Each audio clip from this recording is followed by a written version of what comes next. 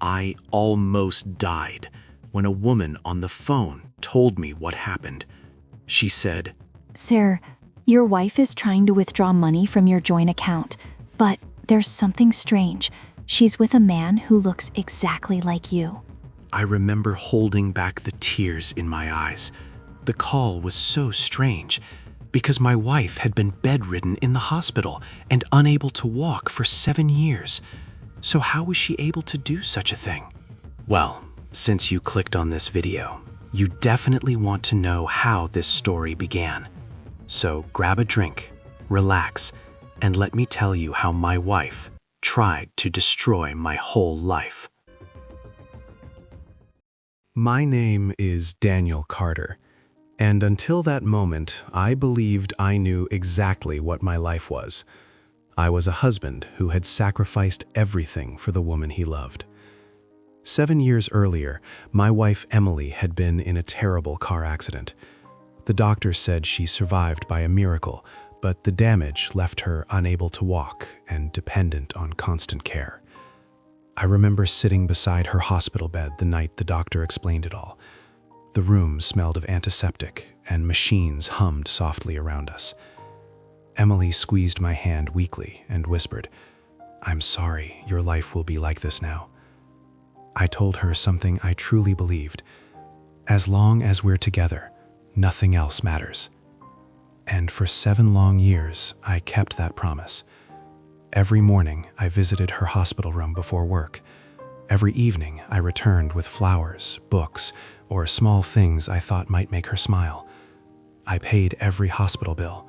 I worked overtime shifts. I sold my car.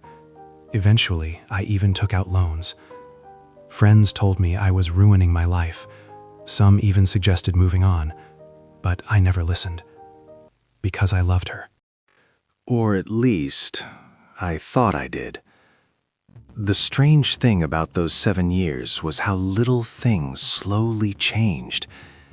Emily became more distant over time. She often seemed distracted during my visits, sometimes ending our conversations quickly.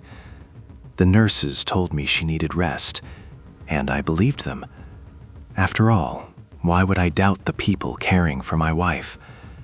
Then came the phone call from the bank. I left work immediately and drove straight there, my mind racing with possibilities. Maybe it was a misunderstanding.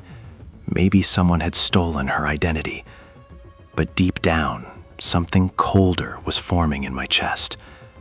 When I arrived at the bank, the manager greeted me nervously and led me to a small office. "She's still here," he said quietly. My heart pounded as we walked toward the main lobby. And then I saw her, Emily, standing at the counter, not lying in a hospital bed, not weak, not helpless, standing, perfectly healthy. For a moment, I couldn't even breathe. She looked exactly the same, but the way she stood, confidently, on her own 2 feet, made my entire body go numb. And then, I saw the man beside her. He looked like me, not just similar, identical.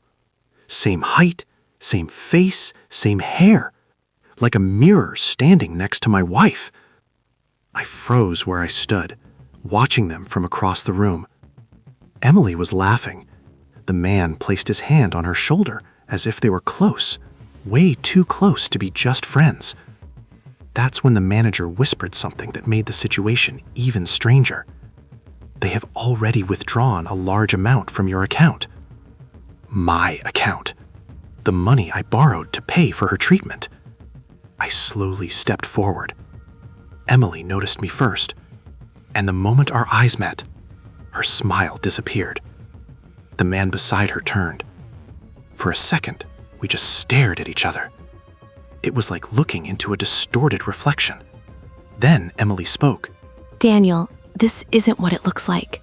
But by then, something inside me had already snapped into place.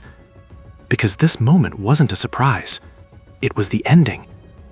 7 years earlier, right after Emily's accident, Something had felt wrong. The doctors were strangely vague about her condition. Her medical reports changed often. Sometimes different nurses gave me completely different explanations. At first, I ignored those doubts, until one night when I decided to quietly check something. I hired a private investigator. It took him only 3 weeks to discover the truth. There had never been permanent spinal damage. Emily had been able to walk for years. And the man who looked like me?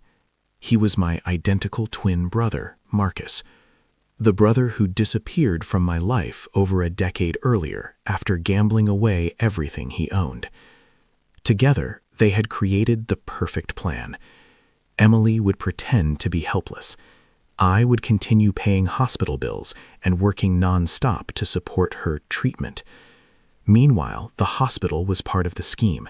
Several corrupt staff members helped falsify reports, while Emily secretly left the facility whenever she wanted. For 7 years, they drained my savings while living their own life behind my back. But here's the part they never expected. I knew. For almost 6 years, I had known everything. I didn't confront them. I didn't yell. Instead, I quietly waited, and I started preparing something far bigger than they could imagine. Standing in that bank lobby, I looked at Emily and Marcus calmly.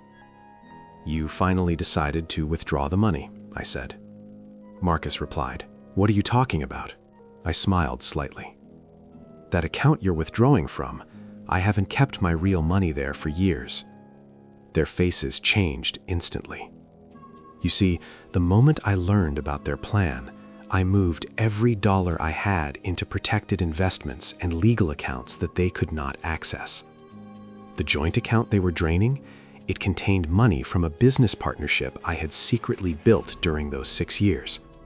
Money that was heavily monitored. Money that was connected to an ongoing fraud investigation. And the moment they tried to withdraw it, the police were automatically notified. 2 police officers walked into the bank, and Emily's face turned pale.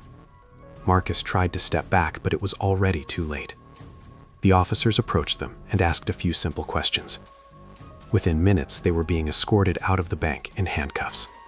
Fraud, identity theft, financial conspiracy. 7 years of deception, collapsing in a single afternoon. As they passed me, Emily looked at me with a mixture of anger and disbelief. The person they thought they were manipulating had been waiting patiently the entire time.